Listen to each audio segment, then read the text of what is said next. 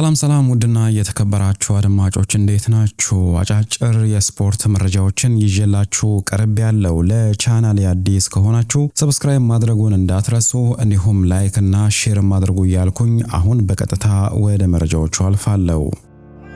ከአርሰናል ጋር በተያያዘ እየተወሩ ያሉትን መረጃዎች በማየት የምንጀምር ነው የሚሆነው። አርሰናሎች ታዲያ በጥር የዝውውር መስኮት የሚያስፈርሙት ተጫዋች ስለመኖሩ እስካሁን በእርግጠኝነት የታወቀ ነገር የለም። የክለቡ ስፖርቲንግ ዳይሬክተር አንድሪያ በርታ ሁኔታዎችን እያጣራ እንደሚገኝ ነው የተገለጸው። ከዚህ አስቀድሞም ታዲያ አርሰናሎች ይህን አይነት መንገድ ሲከተሉ እንደነበር ነው የተዘገበው። በአጠቃላይ አርሰናሎች በቀጣዩ ክረምት ነው ተጫዋቾችን ማስፈረም የሚፈልጉት። አሁን ላይ ባለው ሁኔታ ግን አስገዳጅ ሁኔታዎች ካልተፈጠሩ በስተቀር ተጫዋቾችን እንደማያስፈርሙ ተገልጿል። የሬኔው ተከላካይ ጀሬሚ ጃኬ ግን ስሙ በተደጋጋሚ ነው ከአርሰናል ጋር እየተነሳ የሚገኘው። ይህ የ20 ዓመት ወጣት ተከላካይ ታዲያ እስከ 2029 ከሬኔ ጋር የሚያቆይ ኮንትራት ስላለው ከፍተኛ የሆነ ገንዘብ ያስወጣቸዋል ተብሎም የሚጠበቅ ተጫዋች ነው። ይህ ተጫዋች በጥር የዝውውር መስኮት መዘዋወር ስለመቻሉ እስካሁን የተባለ ነገር የለም። በቀኝ ተመላላሽ መስመር በኩልም መጫወት የሚችል ተጫዋች ሲሆን ይህ ታዲያ የአርሰናሉ አሰልጣኝ ሚኬል አርቴታ የሚያስፈርማቸው አይነት ተጫዋቾች ናቸው። ሁለገብ የሆኑ ተጫዋቾችን ማለት ነው። እና አጠቃላይ አርሰናሎች በጉዳት ምክንያት በተለይ በተከላካይ መስመሩ ላይ አሁን በከፍተኛ ደረጃ ነው እየተቸገሩ የሚገኙት። ቤን ዋይት፣ ክሪስቲያን ሙስኬራ እንዲሁም ጁሪየን ቲምበር ካለፈው ጨዋታ ውጪ መሆናቸው ይታወቃል። እንዲሁም ሪካርዶ ካላፊዮሪም ጨዋታው ከመጀመሩ በፊት ከቡድኑ መቀየሩ ይታወሳል። አሁንም ታዲያ አርሰናሎች ይህንን የተከላካይ መስመር ችግሩን ለመቅረፍ ጀሬሚ ጃኬን በትኩረት እየተከታተሉት እንደሚገኙ ተገልጿል። ማንቸስተር ዩናይትዶች በጥር የዝውውር መስኮት ብሩኖ ፈርናንዴስን ሊሸጡት እንደሚችሉም እየተገለጸ ይገኛል። ፉትቦል ኢንሳይደር ይዞት የወጣው መረጃ እንደሚያመላክተው ከሆነ ማንቸስተር ዩናይትዶች አሁን ላሉት ሁሉም አማራጮች ዝግጁ ናቸው ሲል ነው የገለጸው። የብሩኖ ፈርናንዴስን ሁኔታ ትክክል ባልሆነ መንገድ ይዘውት እየተጓዙ ይገኛሉ ሲል የቀድሞ መልማይ የነበረው ሚክ ብራውን ከፉትቦል ኢንሳይደር ጋር ባደረገው ቃለ መጠይቅ አስታውቋል። ተጫዋቹ 52.5 ሚሊዮን ፓውንድ የውል ማፍረሻ አለው ከፕሪሚየር ሊጉ ውጪ ላሉ ክለቦች ማለት ነው። ይህንን ገንዘብ ደግሞ የሳውዲ ፕሮ ሊግ ክለቦች ለመክፈል የሚቸገሩት አይነት ገንዘብ አይደለምና ብሩኖ ፈርናንዴስን በእንደዚህ አይነት ሁኔታ በእንደዚህ አይነት ገንዘብ ማጣት ትልቅ የሆነ ስህተት ነው ሲል ነው የገለጸው። ተጫዋቹ ታዲያ ባለፈው የክረምት የዝውውር መስኮት የነበረው የዝውውር ጭምጭምታ ሁኔታዎችን በአጠቃላይ ሲረብሽበት እንደነበረ መናገሩ ይታወሳል። ነገር ግን ለማንቸስተር ዩናይትድ ካለው ውዴታ በመነሳት ክለቡን ለመርዳት በክለቡ መቆየቱን ነው የተናገረው። የሳውዲ ፕሮ ሊግ ክለቦች ታዲያ አሁንም ተጫዋቹን የማስፈረም ከፍተኛ የሆነ ፍላጎት አላቸው። እስካሁን ታዲያ ተጫዋቹን ለማስፈረም የጀመሩት እንቅስቃሴ ባይኖርም ማለት ነው። ነገር ግን ተጫዋቹን ለማስፈረም እንቅስቃሴ የሚያደርጉ ከሆነና ዩናይትዶች የሚፈልጉትን አይነት ገንዘብ የሚያቀርቡላቸው ከሆነ ዩናይትዶች ለመሸጥ ዝግጁ ናቸው ሲል ነው ሚክ ብራውን ከፉትቦል ኢንሳይደር ጋር ባደረገው ቃለ መጠይቅ ያስታወቀው።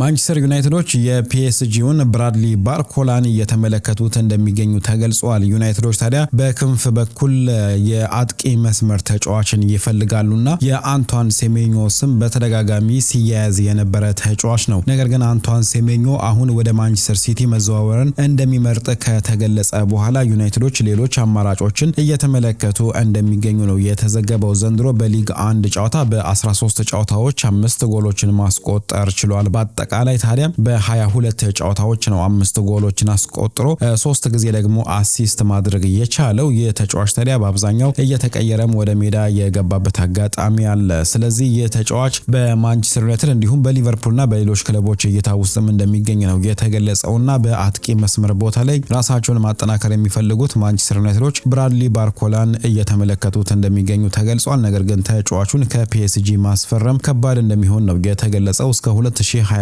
በክለቡ የሚያቆይ ኮንትራት ያለው ሲሆን አሁን ላይ 70 ሚሊዮን ዩሮ የተገመተ ተጫዋች ነው። በፊት መስመር ቦታ ላይ ሶስቱም ቦታ ላይ መጫወት ይችላል። የተጫዋች አሁን ስሙ በተደጋጋሚ ከማንቸስተር ዩናይትድ ጋር እየተያያዘ ይገኛል።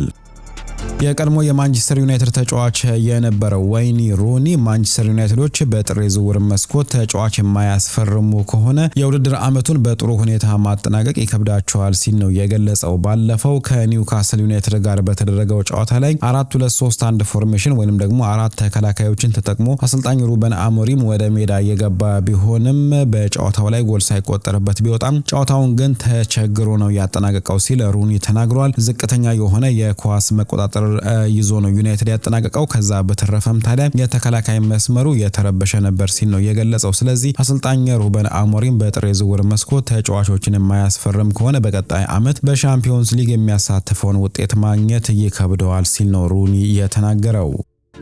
የቀድሞ የማንቸስተር ዩናይትድ ተጫዋች የነበረው ክሪስቲያኖ ሮናልዶ ወደ አውሮፓ ሊመለስ እንደሚችል ፍንጭ ሰጥቷል። ክሪስቲያኖ ሮናልዶ ታዲያ 1000 ጎል ለማስቆጠር ነው ጥረት በማድረግ ላይ የሚገኘው። አሁን 956ኛ ጎል ላይ ይገኛል። በትላንትናው ዕለት በተደረገው ሽልማትም ታዲያ የመካከለኛው ምስራቅ ምርጥ ተጫዋች በመባል ተሸልሟል። ክሪስቲያኖ ሮናልዶ በአልናስር ጥሩ የሚባል ጊዜን በማሳለፍ ላይ ይገኛል። ከዚህም በፊት ታዲያ በአውሮፓ ለስፖርቲንግ ሊዝበን፣ ለማንቸስተር ዩናይትድ 2 ጊዜ እንዲሁም ለሪያል ማድሪድ እና ጁቬንቱስ ተጫውቶ ማሳለፍ የቻለ ተጫዋች ነውና ተጫዋቹ 1000 ጎል ማስቆጠርን ህልሙ አድርጎ እየተንቀሳቀሰ ይገኛል።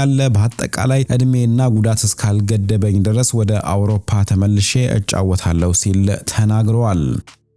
ሊቨርፑሎች አንቷን ሴሜኞን ለማስፈረም እንቅስቃሴ ሊያደርጉ ይችላሉ ሲል ቴሌግራፍ ዘግቧል። ሌሎች የዜና ምንጮች ግን እስካሁን ታዲያ ተጫዋቹን ለማስፈረም ከፍተኛ የሆነ እድል ያለው ማንቸስተር ሲቲ ብቻ ነው በማለት በመናገር ላይ ይገኛሉ። በአጠቃላይ ተጫዋቹ 65 ሚሊዮን ፓውንድ የውል ማፍረሻ ያለው ሲሆን ቦርንሞዞች ታዲያ ተጫዋቹን ለማስፈረም ሊቨርፑሎች እንቅስቃሴ ሊያደርጉ ይችላሉ የሚል ግምት አላቸው። ቼልሲዎች ተጫዋቹን ለማስፈረም ጥያቄ ካቀረቡ በኋላ ራሳቸውን ከዝውውሩ ውጪ ማድረጋቸው ይታወቃል። ተጫዋቹ ታዲያ ማንቸስተር ሲቲን መምረጡ በስፋትም እየተዘገበ ይገኛል። የቦርንሞዙ አሰልጣኝ አንዶኒ አራዮላ ሴሜኞ በክለቡ እንዲቆይ እንደሚፈልግ ነው እየተገለጸ የሚገኘው። በተለይ ቦርንሞዞች በቅርቡ ውጤት እየጣሉ ይገኛሉና ይህንን ለማስተካከልና የውድድር ዓመቱን በጥሩ ሁኔታ ለማጠናቀቅ አንቷን ሴሜኞ በክለቡ እንዲቆይ እንደሚፈልጉ ነው እየተዘገበ የሚገኘው። አርሰናሎች ታዲያ ተጫዋቹን ማስፈረም ይፈልጋሉ።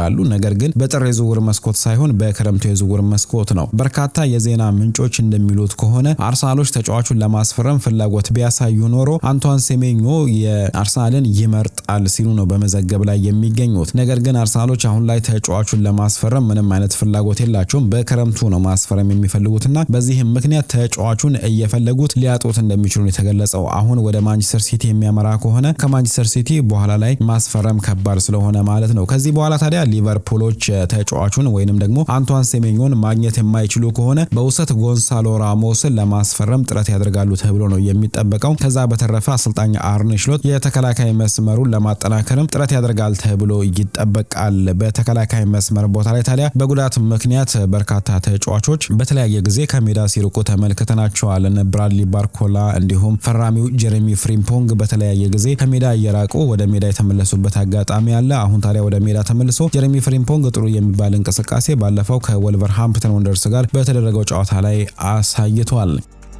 የቀድሞ የሊቨርፑል ተጫዋች የነበረው ስቲቨን ጄራርድ ሊቨርፑሎች ዴክለር ራይስን ባለማስፈረማቸው ተጸጽቻለሁ ሲል ተናግሯል። ዴክለር ራይስ አሁን ላይ በዓለማችን ላይ ከሚገኙ ወርልድ ክላስ የመሃል ሜዳ አማካይ ተጫዋቾች ውስጥ አንዱ ነው። ይህንን ተጫዋች ታዲያ ሊቨርፑሎች ባለማስፈረማቸው ጸጽቶኛልና ተጫዋቹን ቢያስፈርሙት እወድ ነበር ሲል ነው የተናገረው። አርሰናሎች ታዲያ ዴክለር ራይስን በአስገራሚ ሁኔታ ነው እየተጠቀሙበት የሚገኙትና ተጫዋቹ ተሰልፎ በተጫወተባቸው ቦታ በሙሉ ውጤታማ ሲሆን ተመልክተነዋል። የ6 ቁጥር ቦታ ተጫዋች ሆኖ ወደ ክለቡ የመጣው ዴክለር ራይስ በተከላካይ መስመር ቦታ ላይም መጫወት ችሏልና ይህን ተጫዋች አርሰናሎች በጥሩ ሁኔታ እየተጠቀሙበት ይገኛሉ። ስቲቨን ጄራርድ ታዲያ የተጫዋችን ሊቨርፑሎች ባለማስፈረማቸው ቆጭቶኛል ሲል ነው የተናገረው።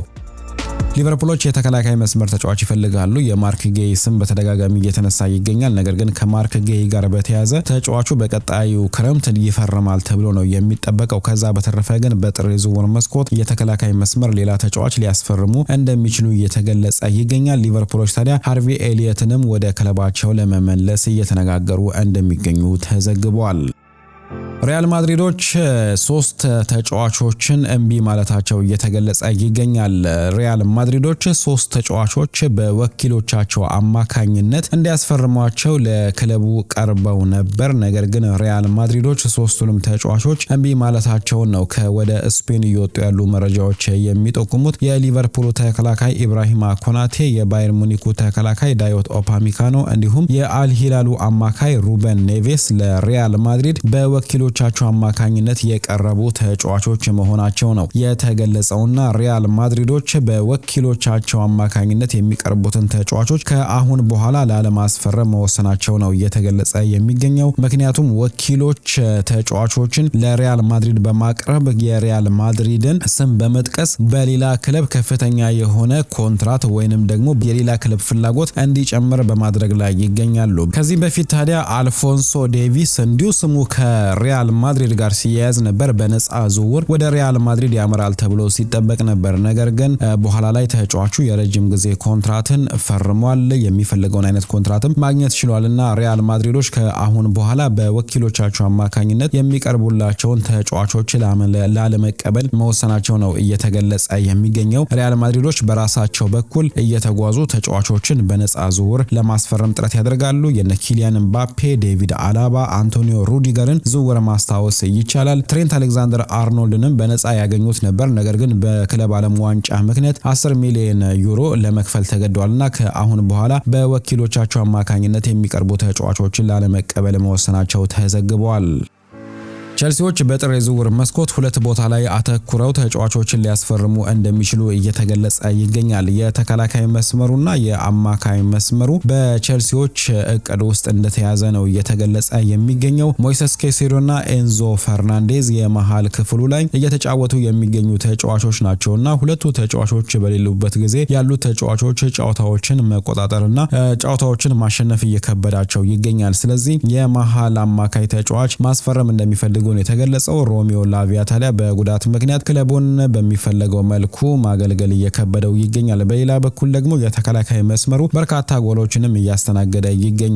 ማሸነፍ የሚችሉትን ጨዋታዎች በሙሉ ነጥብ እየጣሉበት ይገኛሉና በዚህም መሰረት ለቸልሲዎች እነዚህ ሁለቱ ቦታ ላይ ትኩረት አድርገው ተጫዋቾችን በጥር ዝውውር መስኮት ለማስፈረም ጥረት እንደሚያደርጉ ነው የተዘገበው። የቀድሞ የቶተንሃም ሆትስፐር ተጫዋች የነበረው ራሞን ቬጋ የክለቡ አሰልጣኝ ቶማስ ፍራንክ በፈቃደኝነቱ ክለቡን እንዲለቅ ጠይቆታል። አሰልጣኝ ቶማስ ፍራንክ ታዲያ በቶተንሃም ሆትስፐር አስቸጋሪ የሆነ አጀማመር ነው በማድረግ ላይ የሚገኘውና በዚህም መሰረት በርካታ ትችቶች እየደረሱበት ይገኛሉ። ነገር ግን አሰልጣኙ ያለፈውን ዓመት ውጤት በመጥቀስ ካለፈው ዓመት የተሻለ ደረጃ ላይ እንደሚገኙ በማመላከት ላይ ይገኛል። ይህ ነገር ያላስደሰተው ታዲያ የቀድሞ የቶተንሃም ሆትስፐር ተጫዋች የነበረው ራሞን ቬጋ በኤክስ ወይንም ደግሞ በትዊተር ላይ እንዲህ ሲል ጽፏል። ፍራንክ ስላለፈው ዓመት ማውራት አቁም። እርግጥ ነው 17ኛ ደረጃን ይዘው ጨርሰዋል። ነገር ግን ዘንድሮ አንተ ከአንጄ ፖስቴኮግሉ በተሻለ መልኩ በርካታ ብቁ ተጫዋቾችን ይዘ ትገኛለህ። እሱ ባለፈው ዓመት እንደዚህ አይነት ተጫዋቾች አልነበሩትም። ቢሆንም ግን ያለፈውን ዓመት በጥሩ ሁኔታ ነው ያጠናቀቀው። አስከፊ የነበረውን ውድድር ዓመት በዩሮፓ ሊግ ዋንጫና በሻምፒዮንስ ሊግ እንዲሳተፉ ማድረግ ችሏል። አንተም ያንን ፍሬ ነው እየተቋደስክ ያለኸው። ስለዚህ እባክህ ለኛ መልካም ነገር ዋልልን፣ ክለቡን ልቀቅልን ሲል ነው በኤክስ ላይ የጻፈው። በአጠቃላይ ቶተንሃም ሆትስፐሮች በትላንትናው ዕለት ክሪስታል ፓላስን ማሸነፋቸው ይታወቃልና አሰልጣኙ ታዲያ ካሸነፈ በኋላ ያለፈውን ዓመት ውጤት ወይንም ደግሞ ደረጃ ማመላከቱ የቀድሞ ተጫዋቹን ራሞን ቬጋን አበሳጭቷል።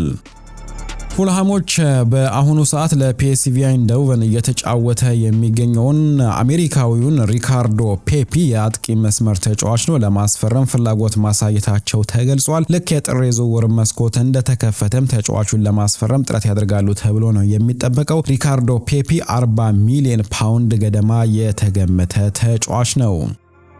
አድማጮች አሁን ደግሞ በትላንትናው ዕለት የተደረጉትን ጨዋታዎች እንመልከት። በትላንትናው ዕለት በእንግሊዝ ፕሪሚየር ሊግ ሁለት ጨዋታዎች ተደርገው ነበር። በዚህም መሰረት ሰንደርላንድ ከሊድስ ዩናይትድ ጋር ያደረጉትን ጨዋታ አንድ አቻ በሆነ ውጤት አጠናቀዋል። ሲሞን አዲንግራል በ28ኛው ደቂቃ ላይ ሰንደርላንዶችን ቀዳሚ ያደረገ ሲሆን ዶሚኒክ ካልቨርት-ሉዊን ደግሞ ሊድስ ዩናይትዶች አቻ እንዲሆኑ አስችሏል። በአጠቃላይ ታዲያ በትላንትናው ዕለት ሊድስ ዩናይትዶች የተሻለ እንቅስቃሴ ሲያደርጉ ነበር ማለት ይቻላል። 17 7 ሙከራ አድርገዋል። ከዛ ውስጥ 6ቱ ኢላማውን የጠበቀ ሙከራ ነው። ሰንደርላንዶች 8 ሙከራን ያደረጉ ሲሆን 3ቱ ብቻ ነው ኢላማውን የጠበቀው። በአጠቃላይ ትላንትና ሊድስ ዩናይትዶች ተጭነው ውጤት ይዘው ለመውጣት ጥረት አድርገው ነበር። ነገር ግን ጨዋታው በአቻ ውጤት ተጠናቋል። ቶተንሃም ሆትስፐር ደግሞ ክሪስታል ፓላስን 1-0 በሆነ ውጤት አሸንፏል። አርቺ ግሬ ብቸኛዋን ጎል በ42ኛው ደቂቃ ላይ ለቶተንሃም ሆትስፐር አስቆጥሯል። በቅርቡ ታዲያ ክሪስታል ፓላሶች መጥፎ የሚባል ጉዞን ነው በማድረግ ላይ የሚገኙት። በትላንትናው ዕለት 15 ሙከራን ቢያደርጉም 2ቱ ብቻ ነው ኢላማውን የጠበቀው። ቶተንሃም ሆትስፐሮች 8 ሙከራ አድርገዋል። 4ቱ ኢላማውን የጠበቀ ነበር። በመጨረሻም ሙሉ 3 ነጥብ ይዘው መውጣት ችለዋል። የትላንትናውን ውጤት ተከትሎ ታዲያ ሰንደርላንድ በ28 ነጥብ እዛው 7ኛ ደረጃ ላይ ለመቆየት ተገዷል ማለት ነው። ቶተንሃም ሆትስፐሮች ማሸነፋቸውን ተከትሎ አሁን ወደ 11ኛ ደረጃ ከፍ ማለት ችለዋል። በአፍሪካ ዋንጫ በትናንትናው ዕለት በተደረጉ ጨዋታዎች በምድብ ኢ ኢኳቶሪያል ጊኒ በሱዳን 1-0 በሆነ ውጤት ተሸንፋለች። አልጄሪያ ቡርኪና ፋሶን 1-0 በሆነ ውጤት አሸንፋለች። የአልጄሪያን ጎል ታዲያ በፍጹም ቅጣት ምት ሪያድ ማህሬዝ ነው ያስቆጠረው። በዚህም መሰረት አልጄሪያ ወደ ቀጣዩ ዙር ማለፏን አረጋግጣለች በ6 ነጥብ ማለት ነው። ኢኳቶሪያል ጊኒ ደግሞ ሁለቱንም ጨዋታዎች በመሸነፍ ከውድድሩ ተሰናብታለች። በቀጣይ ታዲያ አልጄሪያ ኢኳቶሪያል ጊኒ ነው የምትገጥመው የወደቀችዋን ማለት ነው ከምድቡ ማለፏን ያላረጋገጣችዋን። ስለዚህ ቡርኪና ፋሶ ከሱዳን ጋር የሚያደርጉት ጨዋታ ይጠበቃል። ሁለቱም 3 ነጥብ አላቸው። ሁለቱም ታዲያ በአልጄሪያ ተሸንፈዋል። በጎል ክፍያ ተበላልጠው ሁለተኛና 3ኛ ደረጃ ላይ ይገኛሉ። ሁለቱ ክለቦች በመጨረሻ የሚያደርጉት ጨዋታ ይጠበቃል። በምድብ ኤፍ ጨዋታ ጋቦን በሞዛምቢክ 3-2 በሆነ ውጤት ተሸንፋለች። በ37ኛው ደቂቃ ላይ ፋይዛል ባንጋል የመጀመሪያውን ጎል ለሞዛምቢክ ያስቆጠረ ሲሆን ሁለተኛውን ጌኒ ካታሞ በፍጹም ቅጣት ምት አስቆጥሮ 2-0 መምራት ችለዋል። ለእረፍት ከመውጣታቸው በፊት ፒየር ኤምሪክ ኦባሚያንግ ለጋቦኖች 1 ጎል አስቆጥሮ ነበር። ከእረፍት መልስ ዲዮጎ ካሊላ 3ኛውን ጎል አስቆጥሮ ሞዛምቢኮች 3-1 መርቷል። በ76ኛው ደቂቃ ላይ ሞኬቱ ሙሶንዳ ለጋቦኖች ሁለተኛ ጎል አስቆጥሯል። ነገር ግን ተጨማሪ ጎል ማግኘት ባለመቻላቸው ጨዋታው 3-2 በሆነ ውጤት ተጠናቋል። በሌላኛው የምድቡ ጨዋታ ኮት ዲቯር ከካሜሩን ጋር 1-1 በሆነ ውጤት ተለያይታለች። አማድ ዲያሎ ምርጥ ሆኖ ባመሸበት ጨዋታ በ51ኛው ደቂቃ ላይ ጎል አስቆጥሯል። አስገራሚ ጎል ነው ያስቆጠረው። ለካሜሩኖች ደግሞ የኮት ዲቯሩ ተከላካይ ኮናን ነው በራሱ ላይ ጎሉን ያስቆጠረው። በዚህም የምድቡ ጨዋታ 1-1 በሆነ ውጤት ተጠናቋል። ኮት ዲቯር እና ካሜሩን አንዳንድ ነጥብ በማግኘታቸው በ4 ነጥብ እየመሩ ይገኛሉ። አንደኛና ሁለተኛ ሆነው ማለት ነው። ሞዛምቢክ ደግሞ ትናንትና ጋቦንን በማሸነፏ 3 ነጥብ አላት። ጋቦን ያለ ምንም ነጥብ የመጨረሻው ደረጃ ላይ ትገኛለች ወይንም ደግሞ ከውድድሩ መሰናበቷን አረጋግጣለች። ሌሎቹ 3ቱ ሀገራት ታዲያ በመጨረሻ ቀን በሚያደርጉት ጨዋታ ተፎካክረው ወደ ቀጣዩ ዙር የሚያልፈው ቡድን የሚታወቅ ይሆናል። በጣሊያን ሴሪያ ትላንትና በተደረገ ጨዋታ ኤሲ ሚላን ሄላስ ቬሮናን 3-0 በሆነ ውጤት አሸንፏል። ክሮሞኔስ በናፖሊ 2-0 በሆነ ውጤት ተሸንፏል። ሁለቱንም ጎሎች ታዲያ ራስሙስ ሆይሉንድ ነው ያስቆጠረው። በሌላ ጨዋታ ቦሎኛ ከሳሱሎ ጋር 1-1 የተለያዩ ሲሆን አታላንታ በኢንተር ሚላን 1-0 በሆነ ውጤት ተሸንፏል። በዚህ መሰረት ኢንተር በ36 ነጥብ፣ ኤሲ ሚላን በ35 ነጥብ፣ ናፖሊ በ34 ነጥብ እንዲሁም ጁቬንቱስ በ32 ነጥብ እስከ 4ኛ ያለውን ደረጃ ይዘው ይገኛሉ። ሮማ በ30 ነጥብ 5ኛ ደረጃ ላይ ይገኛል። ዛሬ በአፍሪካ ጨዋታ የምድቦች የመጨረሻ ጨዋታ የሚደረግ ነው የሚሆነው። በዚህ መሰረት በምድብ ኤ ኮሞሮስ ከማሊ፣ ዛምቢያ ከሞሮኮ ጋር የሚያደርጉት ጨዋታ የሚጠበቅ ነው የሚሆነው። ሁሉም ቡድኖች ታዲያ የራሳቸው የሆነ እድል አላቸው። ስለዚህ አላፊ ሀገርን ለማወቅ ዛሬ የሚደረገው ጨዋታ ይጠበቃል። ሞሮኮ 4 ነጥብ አላት። ኮሞሮስ በ1 ነጥብ የመጨረሻው ደረጃ ላይ ነው የምትገኘው። ማሊና ዛምቢያ ደግሞ 2 ነጥብ አላቸው። ስለዚህ ሁሉም ቡድን ወደ ቀጣዩ ዙር የማለፍ እድል ስላለው ዛሬ የሚያደርጉት ጨዋታ የሚጠበቅ ነው የሚሆነው። በምድብ ቢ ጨዋታም እንዲሁ በተመሳሳይ ሰዓት 2 ጨዋታዎች የሚደረጉ ነው የሚሆነው። አንጎላ ከማለፏን ካረጋገጠችው ግብጽ ጋር እንዲሁም ዚምባብዌ ከደቡብ አፍሪካ ጋር የሚያደርጉት ጨዋታ ይጠበቃል። በተለይ በደቡብ አፍሪካ ደርቢ ደቡብ አፍሪካ ከዚምባብዌ ጋር የሚያደርጉት ጨዋታ ይጠበቃል። ግብጽ በ6 ነጥብ ማለፏን አረጋግጣለች። ደቡብ አፍሪካ 3 ነጥብ አላት። አቻ በቂዋ ነው ወደ ቀጣዩ ዙር ዙር ለማለፍ ማለት ነው የአንጎላ ውጤት ላይ ተመስርታ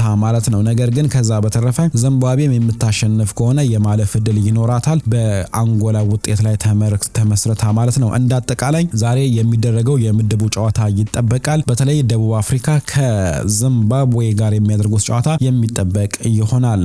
እንግዲህ አድማጮች ለዛሬ ያዘጋጀውላችሁን መረጃዎች በዚሁ አጠናቅቄያለሁ። በቀጣይ በሌላ ፕሮግራም እስክንገናኝ ደህና ቆዩኝ።